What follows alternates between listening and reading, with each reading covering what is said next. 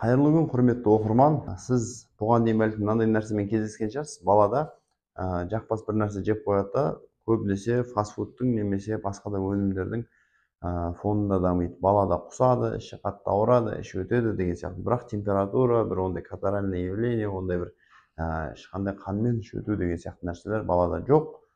Чисто құса береді. Әр тағам тұтынғаннан кейін орын алатын нәрсе тамақ жейді, құсып тастайды, іші күніне 5-6 рет өтіп кетеді, неоформленный болады, біресе жасыл, біресе сары деген сияқты.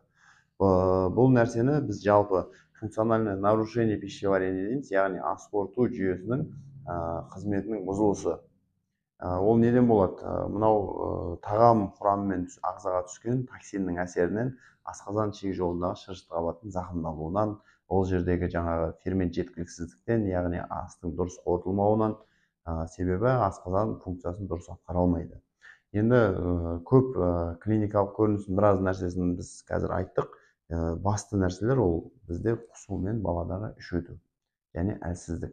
Неге болады? Себебі бала іш өтіп құсқан кезде міндетті түрде организмдегі электролиттерді жоғалтады.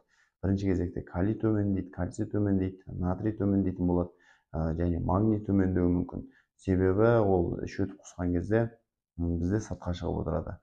Ал организм өз кезегінде оның орнын толықтыра алмайды, себебі ішкен жеген тағамнан ол өзіне қажетті құнарлы заттарды ала алмай жатыр. Бала бірден әлсіреп қалады, бір күн, 2 күннің ішінде кәдімгідей аналардың сөзімен айтқанда солып қалады, көзі кіртиіп жата беретін болып қалады, денесі құрғап кетеді, аузы, тілі құрғап кетеді деген сияқты көрініспен береді. Мен сіздерге қазір қарапайым тілмен түсіндіріп жатырмын. Бұл жағдайда бірінші кезекте сіз не жасауыңыз керек? Егер сіз қандай да бір тағамды тұтынғаннан кейін 2-3 сағаттың ішінде, 5-6 сағаттың ішінде балаңызда осындай құсу көрінісін байқасаңыз, міндетті түрде көп мөлшерде су немесе тұзды ерітіндіні балаға беріп отырыңыз. Оның ішінде бізде регидрон, регидрон К деген секілді сұйықтықтарды берсеңіздер болады. Неге? Өйткені ол регидронның құрамында бізге ағзаға қажетті элементтердің барлығы бар. Компоненттерге толы, сол себепті регидронды тоқтаусыз беріп отырасыз аз-аздан. Және сіз міндетті түрде дәрігердің кеңесінен өтуіңіз керек. Себебі бұл видеоны көріп алып, кез келген құсқан, іш өткен баланың барлығында асқазандағы функционалды бұзылыс деуге келмейді. Себебі басқа да дерттер бізде энтеровирусный инфекция болса құсумен жүруі мүмкін. Вирусный энтериттер, кишечный инфекциялар, басқа да қоздырғыштармен шақыратын ішектегі патогенді флора, яғни ішектегі қоздырғыштар арқылы көрініс беретін басқа да дерттер бар. Сол үшін міндетті түрде дәрігердің кеңесінен өтіңіз. Ол дәрігер сізге дифференциалды диагностика жасап береді және де нақты емді қойып береді. Енді мен бұл видеода не айтқым келді? Егер сіздің балаңызда шынында функционалды бұзылыс болатын болса, жаңағы тұзды ерітіндіден бөлек ағзаға бірінші кезекте қажет нәрсе ол ферменттер. Бізде крен немесе панкрин, панкреатин деген секілді баланың салмағына, жасына және ерекшелігіне байланысты подбирать етеміз. Яғни балада, мысалға, бізде айтатын болсақ, 10-15 килолық балаға крионды біз 10 миллиграмм, яғни бізде айтқанда бір капсулада мысалы 10.000 единица 150 миллиграмм болатын болса, соның жартысынан әр тағаммен бірге беріп отыратын боламыз 10 килолық балаға. Бұл жоғарыда аталған көріністер, жоғарыда аталған құбылыстың барлығы 2-3 күнге созылуы мүмкін. Сіздің міндетіңіз баладағы жаңа сусыздану белгілерін болдырмау.